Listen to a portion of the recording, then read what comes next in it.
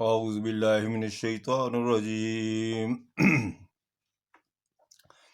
بسم اللہ الرحمن الرحیم اقرأ بسم ربک الذی خلق خلق الانسان من علق اقرأ وربک الاکرم الذی علم بالقلم علم الانسان ما لم یعلم صدق اللہ العظیم رب اشرح لی صدری ویسر لی امری واحلل عقدۃ من لسانی یفقہوا قولی اللہم صلی علی محمد وعلی آلہ وصحبہ اجمعین۔ حضرات، میں نے سورہ علق کی 5 آیات آپ کے سامنے تلاوت کی ہیں۔ یہ پہلی وحی ہے۔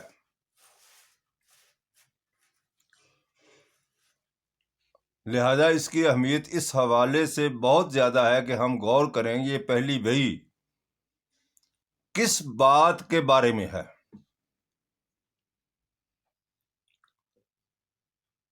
اور حضور اکرم صلی اللہ علیہ وسلم 40 سال نو انسانی کے جو دکھ بانٹتے رہے، جس کی وجہ سے اللہ تعالیٰ نے فرمایا ان کی کمر جو ہے، ان کا بوجھ جو ہے وہ بڑھ گیا، کمر دوہری ہو گئی۔ جیسے کسی غم میں اکثر و بیشتر ہم دیکھتے ہیں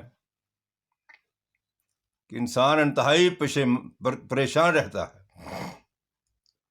حضور اکرم صلی اللہ علیہ وسلم کو نو انسانی کا دکھ تھا۔ بیواؤں کی وہ خدمت کرتے، غلاموں کے ساتھ بیٹھ کر چکی پیستے، دکھ کم کرنے کی کوشش کرتے، لیکن دکھ کم نہ ہوتے، بڑھتے ہی جاتے۔ غار حرا میں جا کے اللہ تبارک تعالیٰ سے دعائیں مانگتے کہ انسانوں کے غم کو، بوجھوں کو دور کیسے کیا جا سکتا ہے۔ تو اللہ تبارک تعالیٰ نے طریقہ بتایا، حل بتایا۔ فرمایا وہ حل کیا ہے؟ اقرأ بسم ربک الذی خلق، علم حاصل کرو، علم عام کرو۔ ترجمہ سن لیجئے ان 5 آیات کا۔ ارشاد باری تعالیٰ ہے، پڑھ اپنے رب کے نام سے،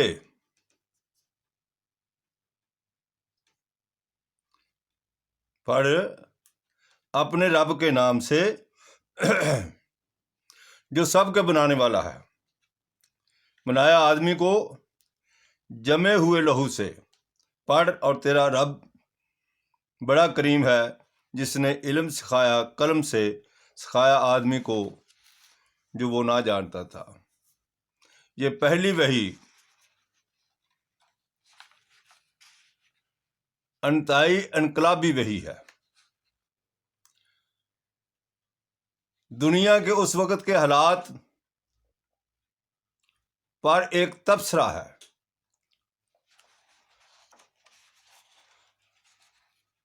دنیا کی جہالت اور ظلم کا ایک علاج ہے۔ اب اس پس منظر میں ذرا دنیا کا تجزیہ ہم کرتے ہیں، سمجھنے کی کوشش کرتے ہیں کہ اس وقت دنیا کی حالت کیا تھی علم کے حوالے سے اور طبقاتی نظام کے حوالے سے۔ کیونکہ حضور اکرم صلی اللہ علیہ وسلم آخری نبی ہیں، اللہ تبارک تعالیٰ نے آخری کتاب بھیجی ہے۔ اب یہاں نوع انسانی ایک طرف ہے، دنیا ایک طرف ہے، اللہ تبارک تعالیٰ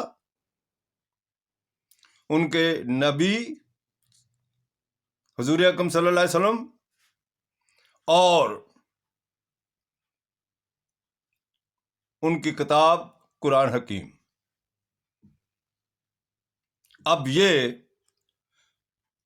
تین چیزیں جو کہ در اصل تو ایک ہی ہے، اللہ تبارک تعالیٰ کا حکم، اب یہ تین چیزیں درمیان میں کوئی شے نہیں ہے۔ اللہ تعالیٰ ہے، حضور اکرم صلی اللہ علیہ وسلم ہے، اور اس کی کتاب ہے، اور نوع انسانی کے پوری نوع انسانی ایک طرف ہے، مخلوق ایک طرف ہے، کائنات ایک طرف ہے۔ یہ اب احکامات اللہ تبارک تعالیٰ کی طرف سے جو آ رہے ہیں وہ صرف عرب کے لیے نہیں آ رہے،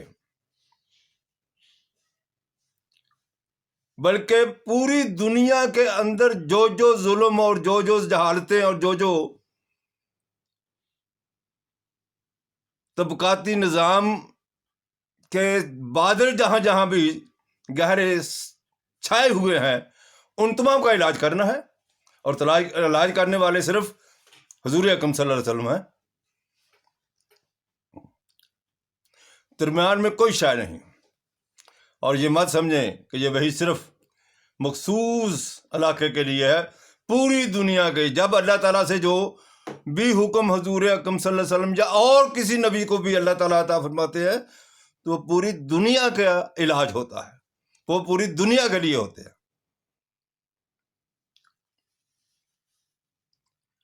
اب اہل عرب جو ہیں ان کو تو اس بات کا بڑا گمانڈ تھا کہ ہم امی ہیں، ان پڑھ ہیں۔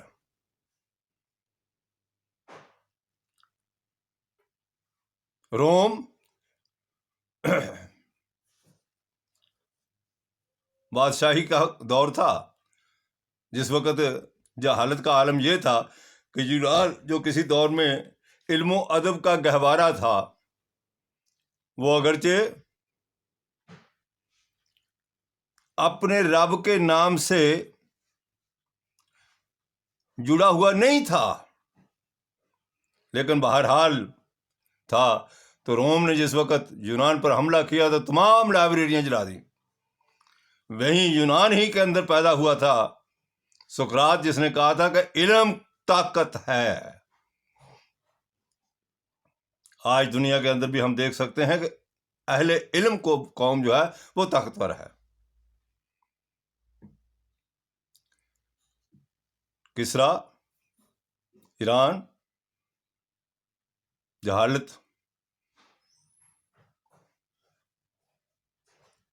ہندوستان کا تو عالم ہی یہ ہے، یہ تھا۔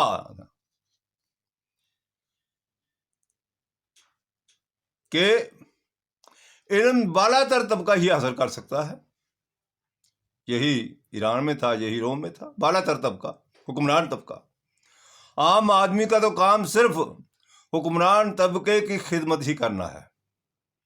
ہندوستان میں برہمن اگر اپنے گھر میں وید پڑھ رہا ہے، گلی سے گزرتے ہوئے کسی شودر کے کان میں وید پڑھتے ہوئے برہمن کی آواز آ گئی ہے تو اس برہمن کی زبان نہیں کاٹی جائے گی، بلکہ شودر کے کان کو سیسا پگھلا کر کے بند کر دیا جائے گا۔ ظلم کی انتہا۔ تو اب اللہ تعالیٰ نے تو جو وحی بھیجنی ہے وہ وحی ہندوستان کے حالات پر بھی منطبق ہوگی، ایران کے حالات پر بھی منطبق ہوگی، روم کے حالات پر بھی منطبق ہوگی، اور چائنا کے حالات پر بھی منطبق ہوگی۔ تو فرمایا اقرا، علم واحد ذریعہ ہے جو تمام جہالتوں کو توڑ دیتا ہے۔ تو دنیا کی یہ حالت تھی، لہذا اللہ تبارک تعالیٰ نے حضور اکرم صلی اللہ علیہ وسلم جو تمام دنیا کے نبی ہیں، کائنات کے نبی ہیں،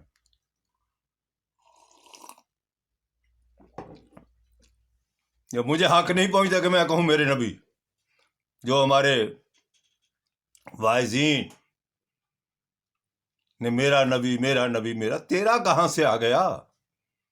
وہ تو پوری کائنات کا نبی ہے۔ ناد خان میرا نبی نہیں بارم، وہ ساری کائنات کے نبی ہے۔ हिंदू के नबी भी वही है, यहूदी के नबी भी वही है। वो मानते तुम भी नहीं है अपने नबी की सल्लल्लाहु अलैहि वसल्लम, तो अगर वो भी नहीं मानते तो हम और उनमें क्या फर्क हुआ? मेरा नबी तो जो कहता है रहमाओ बैनहुम, तुम आपस में भाई भाई हो, लेकिन तुम तो शैतानी अमल के अंदर फंसे हुए हो, भाई को भाई से अलग करते हो। ये शैतान का अमल है। तुम आलम दीन नहीं, आलम शैतान हो। अगर तुम इंसानों को आपस में फाड़ते हो तो शैतानी अमल है। रहमानी अमल क्या है? जोड़ना है। तो इल्म जोड़ता है।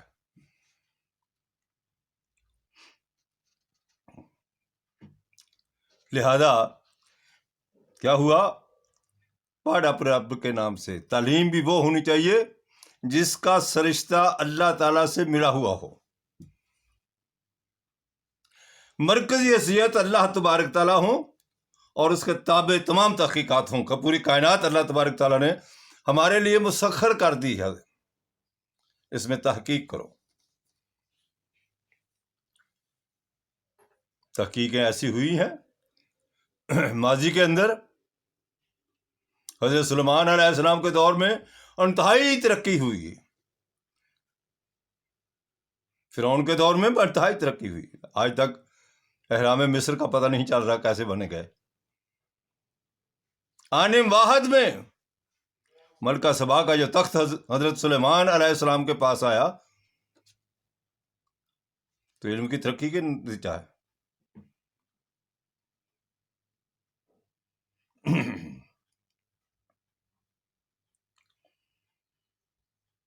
लिहाजा इन हालात में जिस वही की जरूरत थी वो वही ही कारगर है। वो इल्म वही ही कारगर है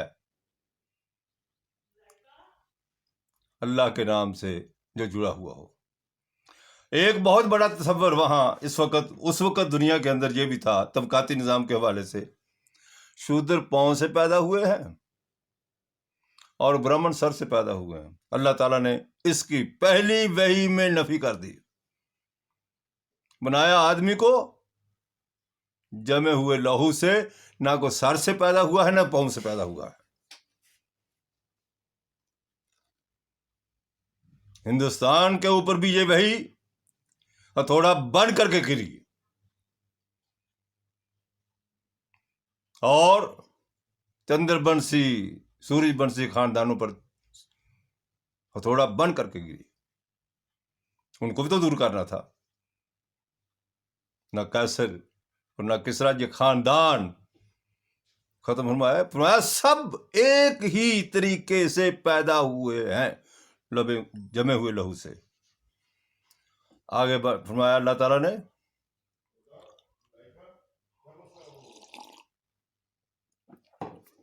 पढ़ तेरा रब बड़ा करीब है। बहुत रहीम है, बहुत अनायात देने वाला करीम। जब तुम पढ़ोगे, आगे बढ़ोगे, तो वो रास्ते इतने खोलता चला जाएगा, इंसान खुद हैरान हो जाएगा। बहुत बड़ा करीम है। और हकीकत ये है कि हमने उसकी करीमी और रहीमी का इस नाकस जिंदगी में भी बेशुमार दफा तजर्बा किया है। वही करीम है, वही रहीम है, वही दोस्त है, वही मालिक है, वही रब है। सारी कायनात उसी की है।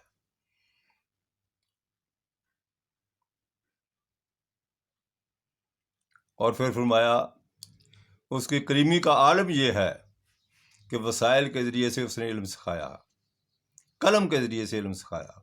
कलम की अहमियत का अंदाज़ा कीजिए। कलम की अहमियत का अंदाज़ा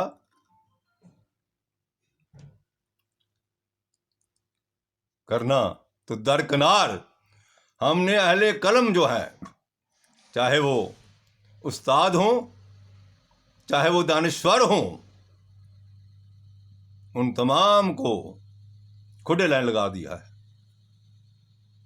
हक तो ये है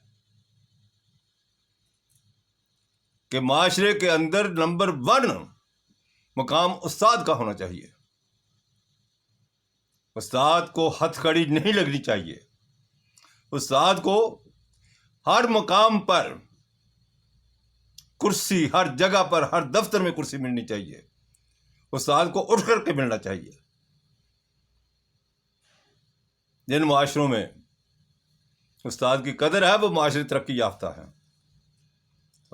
علم اور سکھایا آدمی کو جو وہ نہ جانتا تھا. حقیقی بات یہی ہے کہ ہم نے اپنے بچپن میں اپنی زندگی کی بات بتا رہا ہوں اور لاہور کی بات بتا رہا ہوں، کہیں دور دراز علاقے میں نہیں رہتا. آج کل وہ DHA کا علاقہ ہے.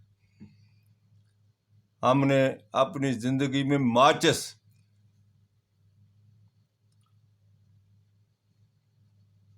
55-56 میں دیکھی تھی، ورنہ ہمارے علاقے میں آگ کا واحد ایک ہی طریقہ تھا کہ اوپلوں کو جلاتے رہتے اور مختلف جگہوں پر وہ جلاتے اور وہیں سے آگ لیتے.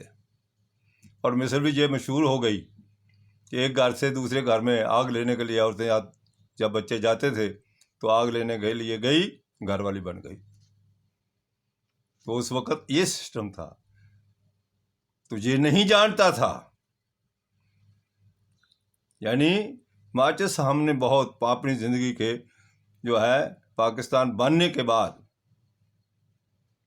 55-56 میں دیکھی، 5ویں 6ٹھی جماعت میں دیکھی. جو سمجھ لیجئے پہلے نہیں دیکھی تھی. اور آج میں اسلام آباد میں رہتا ہوں. آج لائٹر جلائے جاتے ہیں گیسوں کے ذریعے سے، چولہے جلائے جاتے ہیں، لائٹر، سوئی گیس کہاں دیکھی تھی ہم نے؟ تو فرمایا سکھایا آدمی کو جو وہ نہ جانتا تھا. ابھی اللہ ہی جانے کا کیا کیا زندگی جو ہے وہ ترقی کرے گی اور کرنی چاہیے.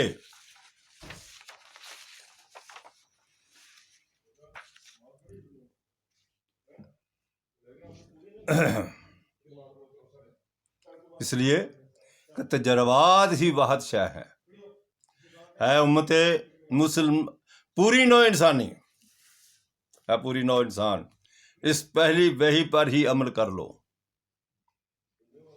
سکون مل جائے گا، امن آ جائے گا، یہی دنیا جنت بن جائے گی. اللہ تعالیٰ مجھے بھی اور سامعین کو بھی اس وحی کو سمجھنے کی توفیق عطا فرمائے. وآخر دعوانا ان الحمد للہ رب العالمین.